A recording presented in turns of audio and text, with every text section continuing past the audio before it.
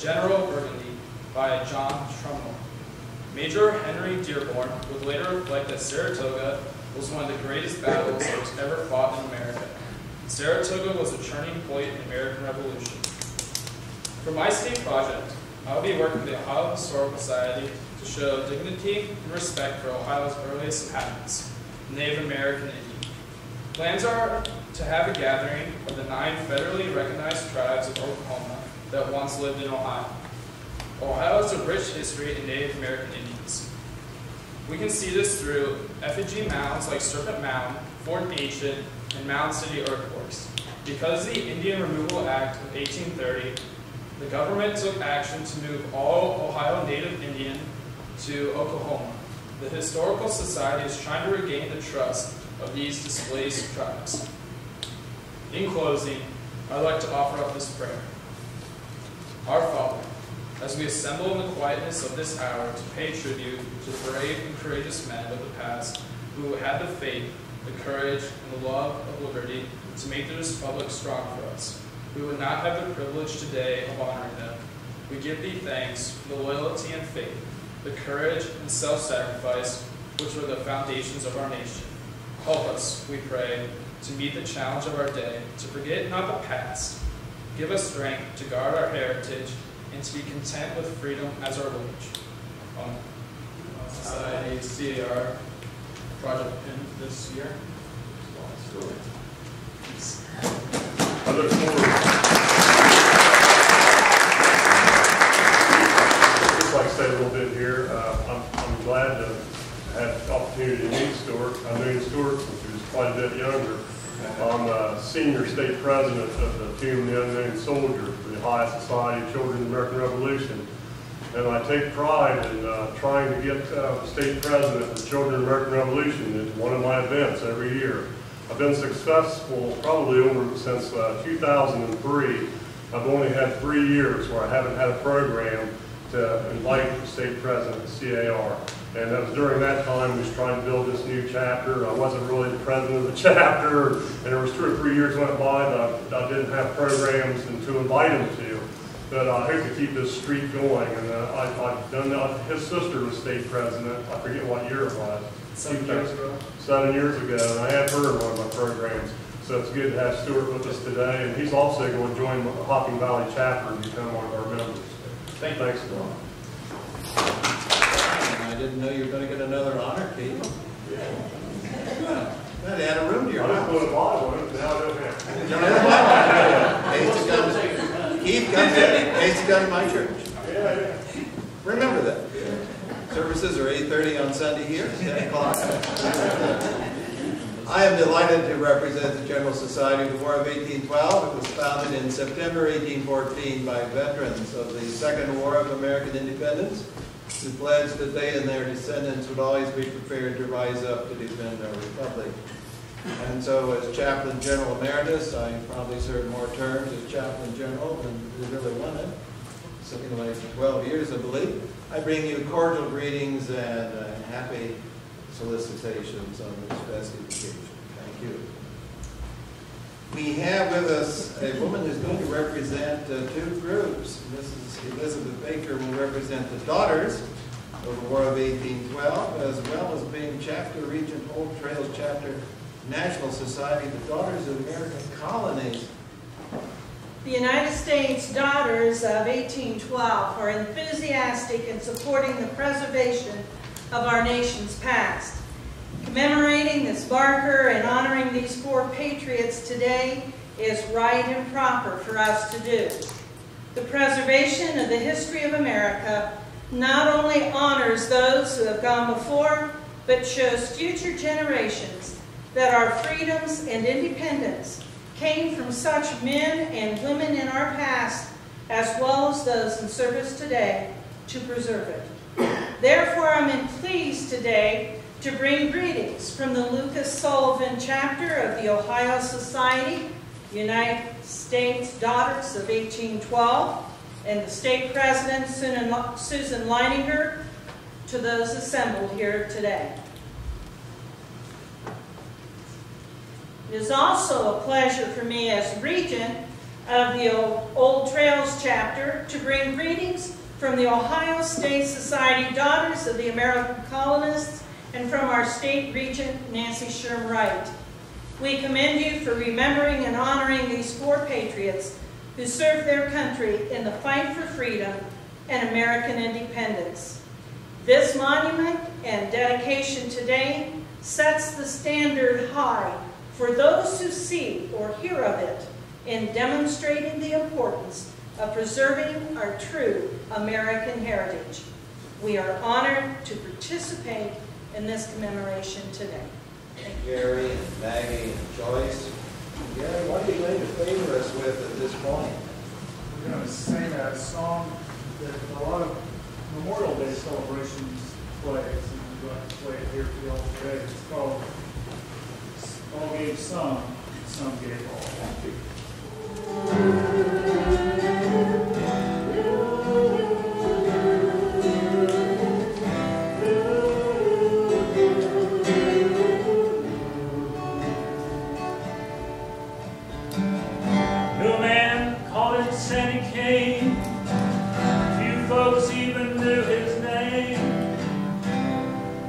What a hero, yes, was he.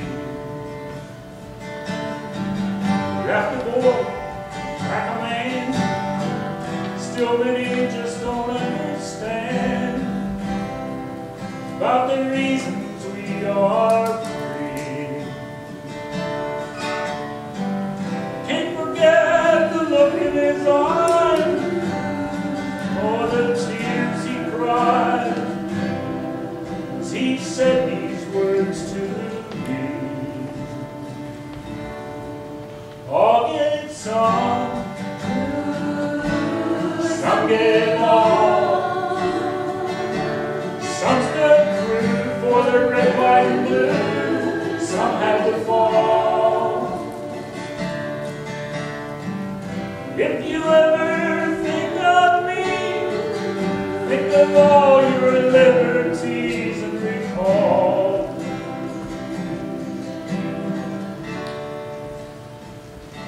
Some gave all.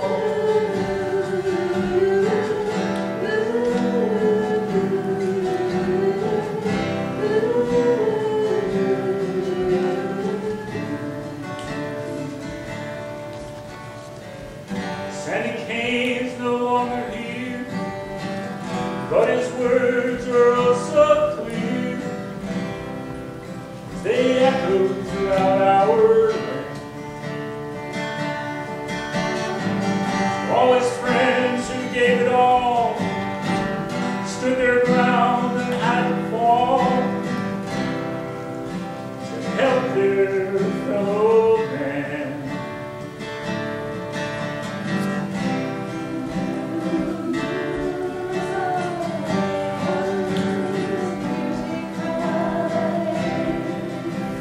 America, can you see?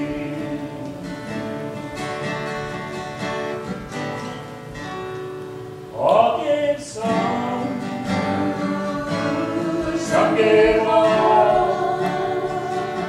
Some stood true for the red, white, and blue. Some had to fall. If you ever think of me, think of all your liberties and recall.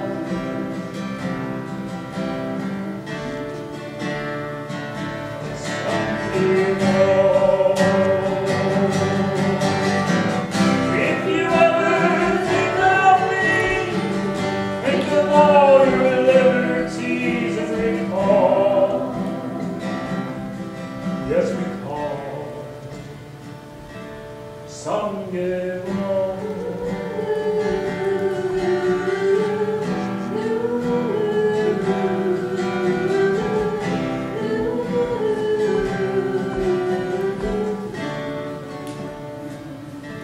Some gave all.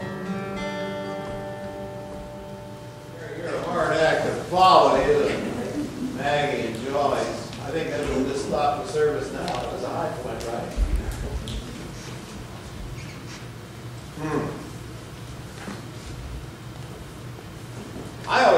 thought that time went one way, forward, like an arrow shot from a bow.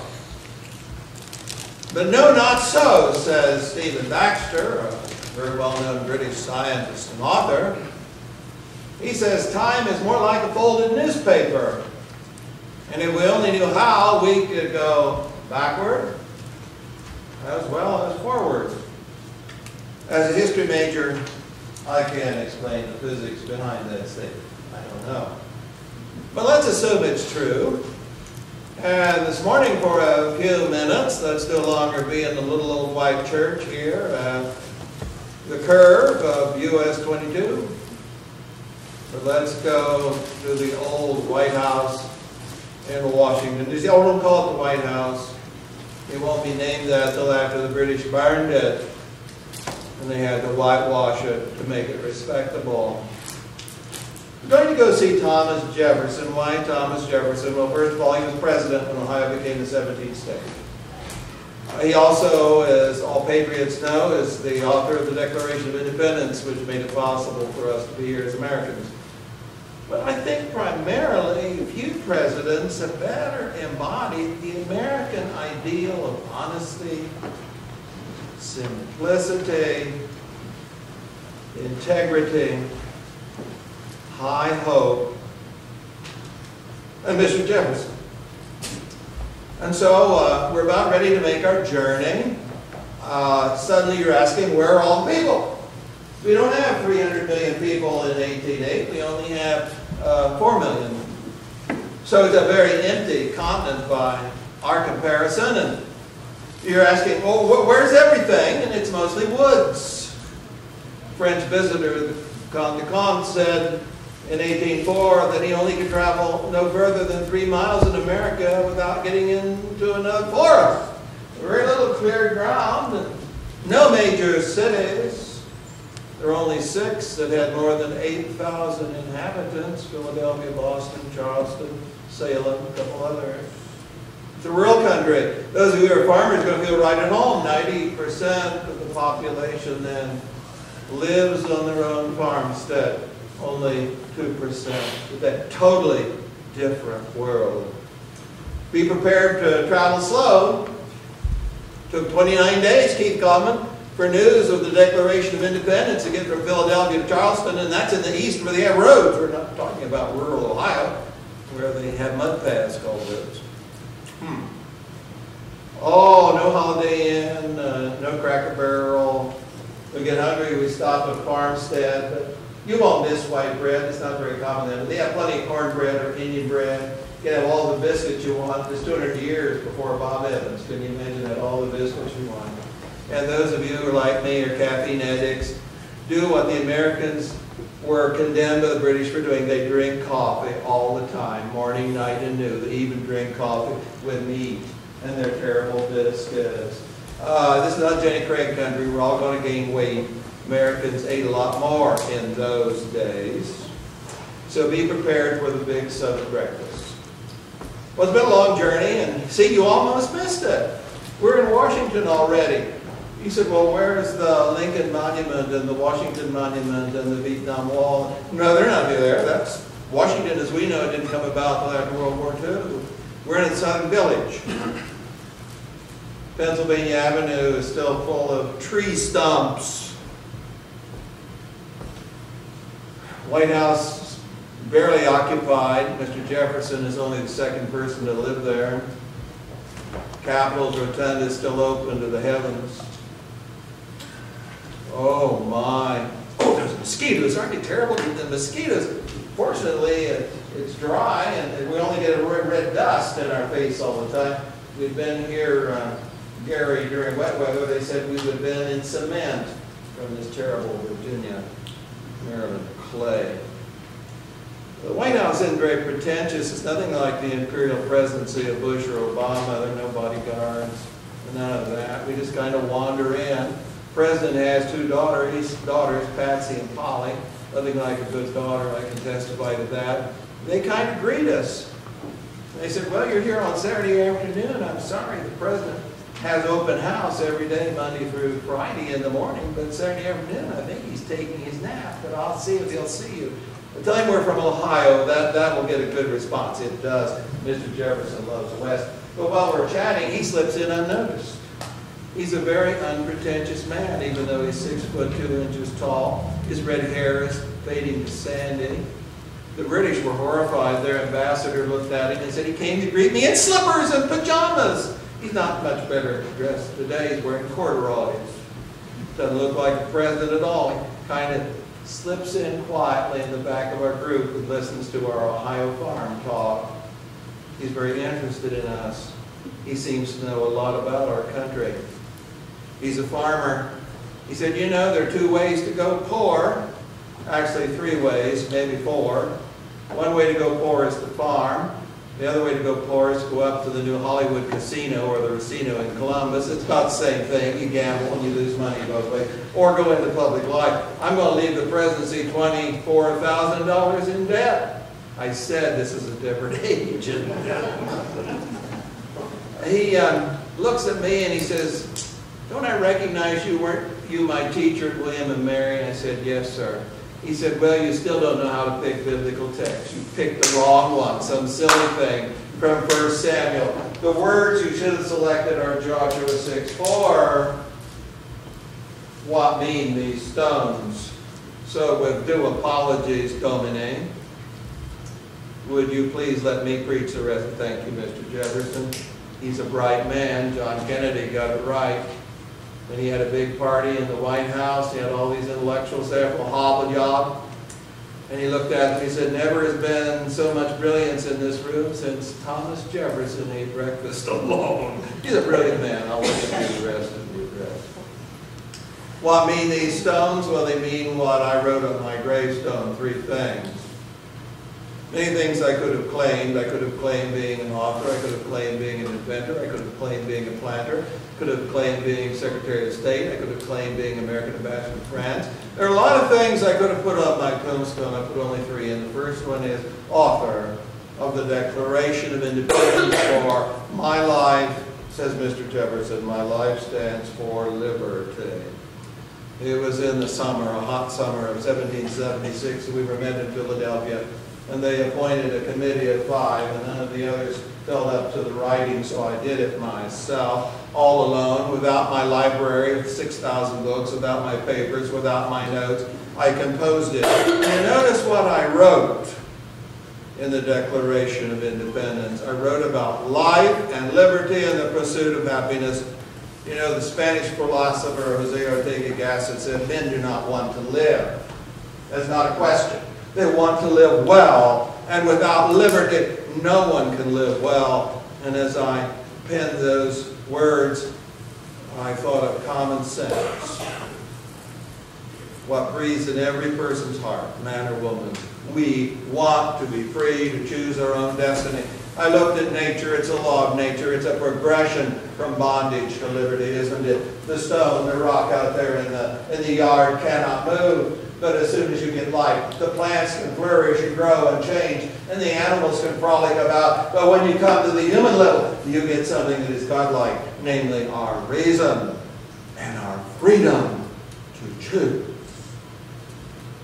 I did not go into long indictments of King George or the follies of the British Parliament. Instead, I focused on the passion of liberty, the passion that you find in the Bible and the Exodus, the passion you find in the Greek city-states, the passion you find in the Roman Republic, the passion you find in the Dutch and the French revolutions. Liberty is the desire of every human being. Life without liberty is tragedy. Life with liberty is an opportunity to find fulfillment. I hope that these stones that you raise today will be a perpetual reminder of liberty, for that's what those 4 men serve to obtain for you. Liberty. For I never did think it was right that a tiny island like England should rule a great continent like America. Kind of absurd, didn't it? Yes, indeed. Then the second thing on my tombstone is I'm an educator and I'm the father of the University of Virginia because I believe in opportunity. America, by your time, my friends, has gone through 3 revolutions: agricultural, where we could make it on the farm; then the factory age, when we could make it in industry; but now we're in the 3rd stage, that of the world of technology, and we need education. For what is liberty without opportunity? If you have freedom and you don't have the furniture of freedom, what kind of life do you have? It's a miserable one. My goal as president was to continue to make America a place of opportunity. You know, I lived a long time in France. I love the French. I love the French language. You want me to switch to French? Parlez-vous français, madame et mademoiselle? No? Okay. I love the French food. I love the French culture. But France did not afford liberty or opportunity. You talk about the 1%, let me tell you about the 2%. All of France was run by 2%. 1% the clergy, 300,000. The 2%, the nobility, 400,000. And they each owned a third of the country. That was 2/3 gone in the top 2%. And the rest of France, that was for the 24 million.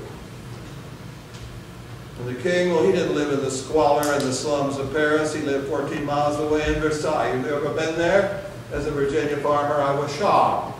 Hundreds of rooms, chapels, 18,000 servants. The king alone had, what, 1,000 horses and 200 chariots. The queen had 300. And people are starving.